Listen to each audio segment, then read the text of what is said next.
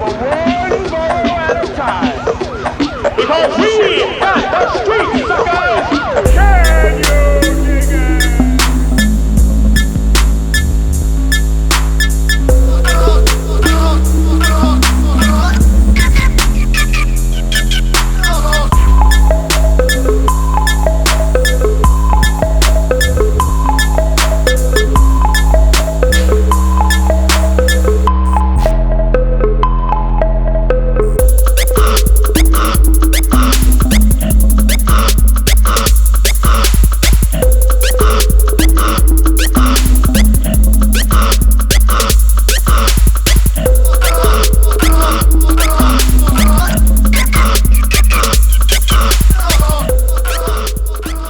I was born in Italy, and at the age of 5 years old, my older brother, which was 11 years old, no, he's 6 years old, older than me, so he was, 11 years old. And we used to go to grammar school in Italy, and on the way we passed up my father's barber shop, and on the way back home, everybody in the family would be on the farm. We had a very, very big farm, and so we stayed at the barber shop until we went home, because there was nobody home to take care of us. And so we stayed at the shop 3, 4, 5, 6 hours, whatever it would take. We sharpened the scissors for my father, and the scissors and the razor. And at the age of say 6 to 9, for 3 years, we were actually cutting people's hair that had nothing to give, which was called the barter era. It was right after the war. So we brought in a chicken, got shaved and a haircut, whatever it would be, a bushel of corn. We came here in 1955. I was already, as a master, cutting hair under my dad's supervision, cutting hair and shaving, and my older brother the same thing. Of course, I could not work here because I was underage, of course. At the age of 19, I was drafted by the American Army, Uncle Sam, and I went in 1968, I came out, proud man, and I opened the shop 3 months after I came out. It was 1968 of March. And I've been here in the area ever since 1968. So it's in the blood. It's in the blood. You like doing what you're doing. A job is not considered a job. It's not considered work. You enjoy doing what you're doing.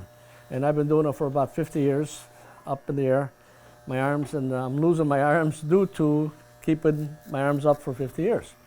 And it's 15 hours a day. Not work all 15 hours a day, but I'm here at the shop 15 hours a day. So, you know, I'll be a barber the rest of my life. I've done every other job you can think of, every other job. It's always been Joe's Barbershop, and the word of the mouth, because you take care of them. I speak English, I speak Italian and Spanish, so the Spanish people in the area love you, because why? I'm always here. They always would come, whether it would be 5:30 in the morning or it would be 8 o'clock at night, they see Joe here. I would not cut their hair at 5:30 in the morning, but I'm here. It was like a club. So this is what the barbershop consists of. Not only is cutting hair, shaving, but the thing is it's a club where people meet, and what stays and goes on in the shop stays there. Because I'm worse than a priest. In other words, you don't tell anybody because too many faces and people show up here. So it becomes like a family thing. I've done 6 generations in this shop of people. There's 5 right here on board, right up there, number 5 above the fish. That's number 5, but I've done 6 generations of people from one family in the shop here. And my picture's probably all over the world, because as they move out, they go to California, they go to Florida, they go to Hawaii, they take my picture with them. Because I cut their kids' hair. So they take the kids' hair picture and my picture with it, because I'm collected as one. Well, I really love it because it's, like I say, also it's a club. I love doing stuff with my hands. My father taught me this and that, whatever. It's an art, when you can actually cut, like the gentleman's beard I'm cutting now, without using a comb or it's all depends on what you like to do. If you like to do it, you will become a master of anything, any kind of job, whatever it is. But if you hate to do it, or you got a watch on your arm and you're constantly looking at the watch, then you better find yourself a different job, because you don't like what you're doing. And I love it because it's in the blood. My father was it, and I make him proud. He might be upstairs. He should be upstairs anyway. He's not downstairs, I hope not. But anyway, it makes me happy, and you accomplish something when you do something. Like, well, for instance, I accomplished the gentleman's hair, now I'm going to accomplish his beard, and he's happy with it. I'm happy. And everybody else is happy. So it goes on, it goes on. The worst thing you can do is rush. Because rush, you will goof up, or you will not be as perfect as you should be when you take your time and do what you got to do it. And see, and one thing in life is I never rush in my life, never. And you know why? Because I'm Italian, I'm not Russian. Cool, so we're down at the Blind Barber today in the East Village in New York, and we're with Ryan, who is a barber extraordinaire, as his Instagram likes to say. So I'm going to ask him a few questions about the shop. How did you end up here at the Blind Barber? By complete chance. Complete chance. I was working out in Jersey for about 3 years, full time, licensed. Felt like I was good enough to finally get out of the shop I was working in.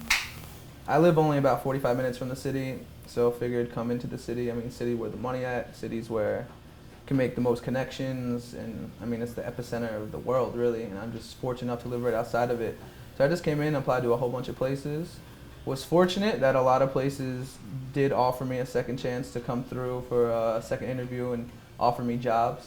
I knew no one over here, but this place kind of shocked me when I saw the bar, because I didn't even know it had a bar in it when I came to apply for the job. And to be completely honest, that's why I took the job out of every other place, because I had a bar.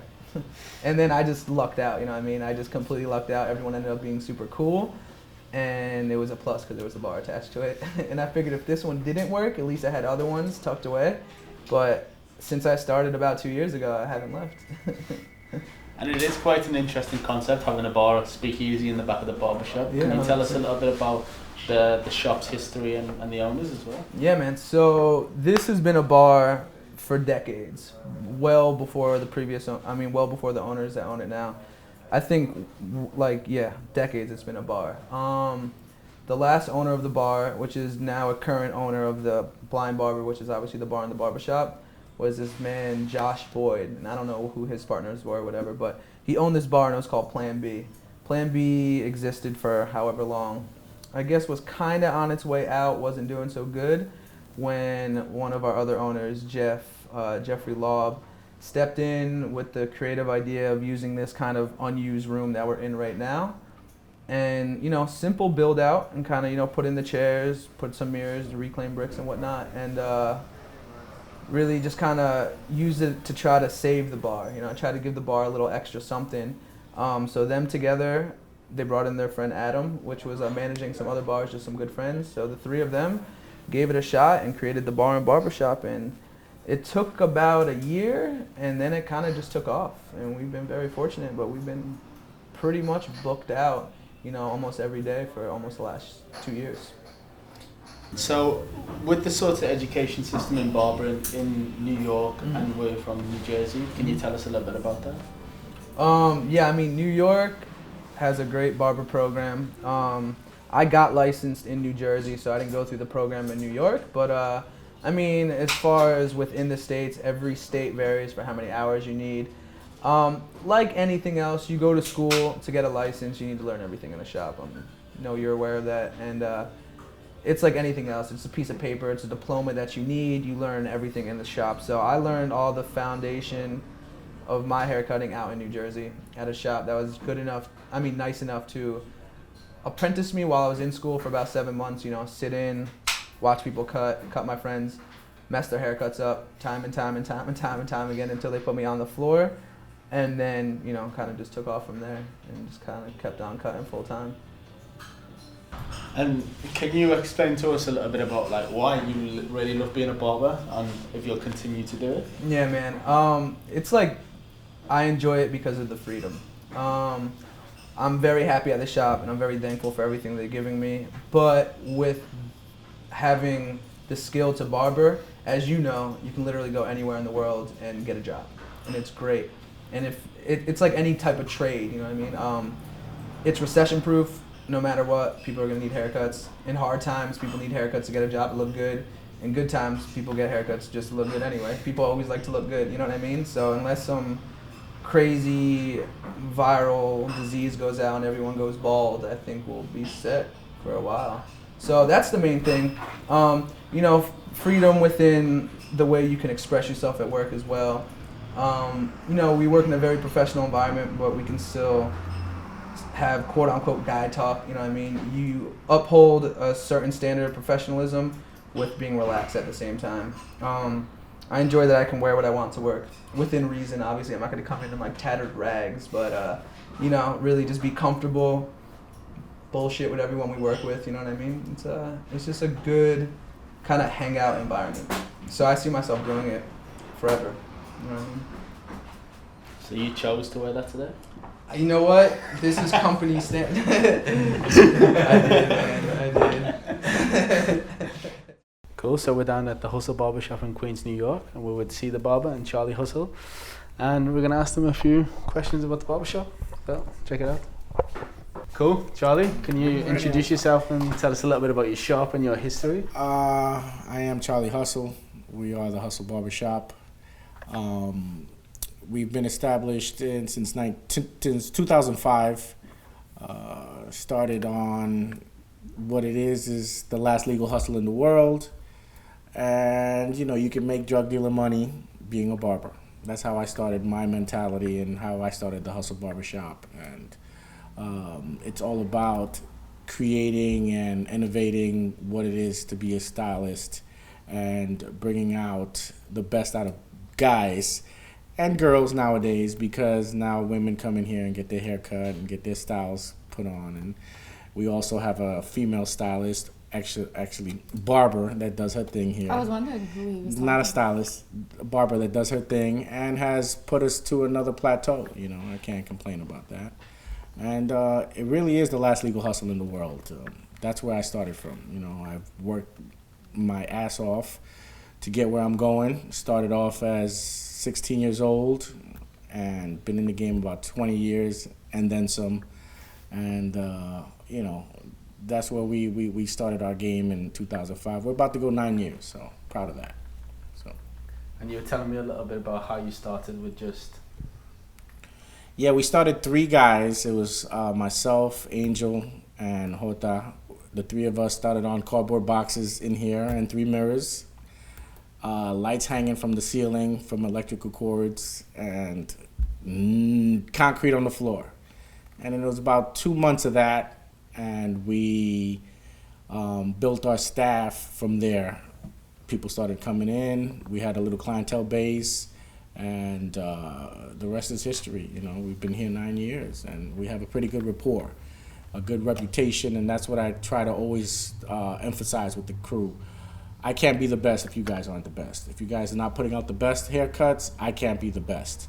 And I can't have my shop represented in a negative fashion. So it's all about the hustle. It's all about the hustle you put into who you are, into your craft, into your name, into yourself, because with no hustle, there is no profit. That's our motto, you know, and that's the #1 thing. With no hustle, there is no profit in anything you do. If you're a businessman, if you're a corporate, if you're doing accounting, if you're a cook, if you don't work and do what you're supposed to do, you won't make any money. So with that, I try to emphasize that with my team here. And without them being the best, I can't be the best. And that's what I always try to lead by example. I stand up, I show what I can do. I've had people come in, make me better. And, you know, you could always learn. You can always continue to learn. And I'm still learning. C just taught me something last week. We're like, oh, you don't know this trick? And I'm like, nah, I didn't know that trick. Yeah, I've been in the game that long, but still, it's something that I needed to learn because, hey, you never know. Somebody could teach you something different in your batting stance, you know, and make you a better hitter. So if I'm going to be a better barber because she pointed something out to me, then I'm going to utilize that in all aspects. And how did you actually start the barbering trade? I was graduating from high school, and my brother, my older brother, of course, asked me, what are you going to do with yourself? I was like, I don't know. I don't know. He's like, don't you have any plans? And I was like, no, not really. I had received and was accepted into School of Visual Arts, and I received a scholarship to go there. But family circumstances, I just felt as if it wasn't a good time for me to go to school at that time. So we were talking about different careers, different fields to go into. And I'm like a tomboy, or I was more so when I was younger. I told him that I was interested in like building things and carpentry and so forth. And he was just looking at me like, are you crazy? Like you're so little. How are you gonna pick up a piece of wood over there, you know?